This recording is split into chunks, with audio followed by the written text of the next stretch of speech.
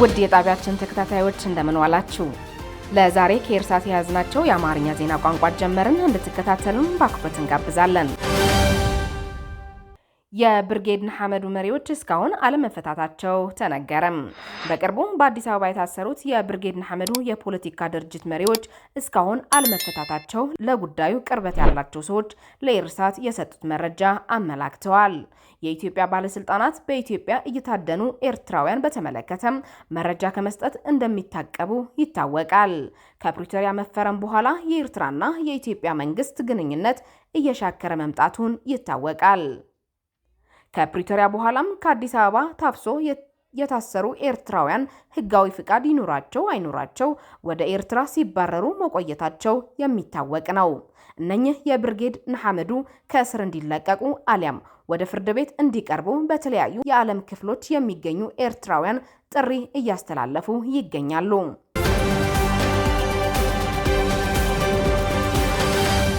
የቀይ ባህር አፋር ዲሞክራሲያዊ ድርጅት ያሰለጠናቸውን ተዋጊዎች ማስመረቁን አስታወቀም። በኤርትራ የሚገኙ አፋሮችን አምባገነን ካለው የኢሳያስ አፈወርቂ አገዛዝ ነፃ የማውጣት ተልዕኮ አንግቦ የተነሳው የቀይ ባህር አፋር ዲሞክራሲያዊ ድርጅት አዲስ ያሰለጠናቸውን ወታደሮች ማስመረቁን አስታውቋል። ድርጅቱ ወታደሮቹን በኢትዮጵያ አፋር ክልል አሰልጥኖ ማስመረቁን ገልጾም ለክልሉና ለኢትዮጵያ መንግስት ምስጋናውን አቅርበዋል።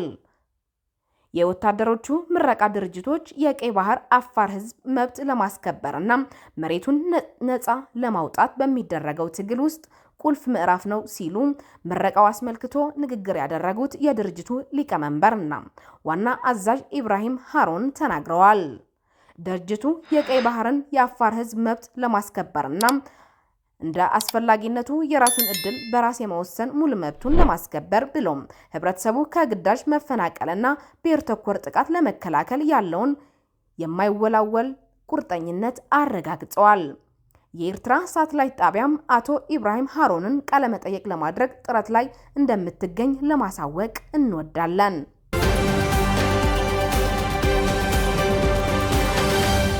ኢራን ካለፈው የውድቀት ልምዱ ያልተማረም ውድቀቱን ይደገማል ሲሉ የሀገሪቱ ውጭ ጉዳይ ሚኒስተር ተናግረዋል። በኢራን ላይ አዲስ ጥቃት ለመክፈት የሚያስቡ ወገኖች ካሉ ከባድ አጸፋ እንደሚገጥማቸው የኢራን ውጭ ጉዳይ ሚኒስተር አባስ አራጋቺ አስጠነቀቁ። ውጭ ጉዳይ ሚኒስተሩ ዛሬ ጥቅምት 23 2025 ማስጠንቀቂያውን የሰጡት የዓለም የአቶሚክ ተቆጣጣሪ ድርጅት የበላይ ኃላፊ ራፋኤል ግሮሲ የሰጡትን አስተያየት በመቃወም ነው። ግሮሲ ትናንት ለታተመ ለአንድ የስዊስ ጋዜጣ በሰጡት ቃለ መጠይቅ ኢራን የኒውክሌር መርሃ ግብሯን እንድታስፈትሽ የሚደረገው ዲፕሎማሲያዊ ጥረት ካልተሳካም ዳግም የኃይል እርምጃ ይወሰዳል ብዬ እፈራለሁ ብለዋል። እስራኤል ባለፈው ሰኔ አጋማሽ በኢራን ላይ ድንገት የከፈተችው ጥቃት ኢራን ስለ ኒውክሌር መርሃ ግብሯን ከዓለም አቀፉ ድርጅትም ከዩናይትድ ስቴትስም ጋር የምታደርገውን ድርድር አቋርጧታል። እስራኤልና ኢራንን በገጠሟት ጦርነት አሜሪካም በቀጥታ ተካፍላ የኢራንን የኒውክሌር ተቋማትን ደብድባለች። ከ12 ቀናት በኋላ ሶስቱ መንግስታት ጦርነቱን ቢያቆሙም ድርድሩ እንደተቋረጠ ነው።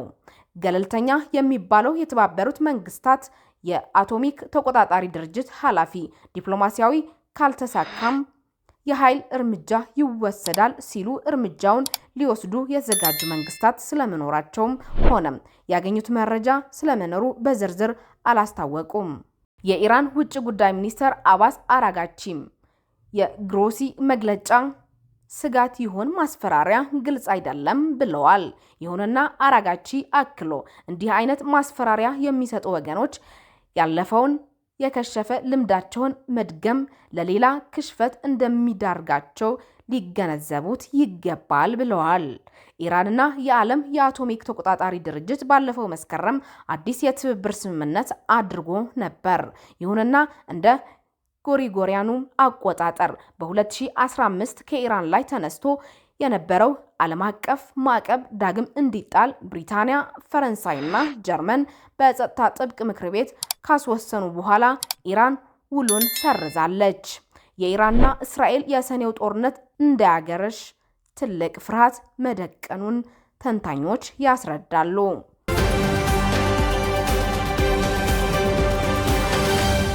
አማዞን በኢንተርኔት አገልግሎት መቋረጡ ጉዳት የደረሰባቸውን ደንበኞች ይቅርታ ጠየቀ። አማዞን ኩባንያ በትልቁ የአማዞን ዌብ ሰርቪስ መቋረጥ ምክንያት ጉዳት ያስተናገዱ ደንበኞችን ይቅርታ ጠይቋል።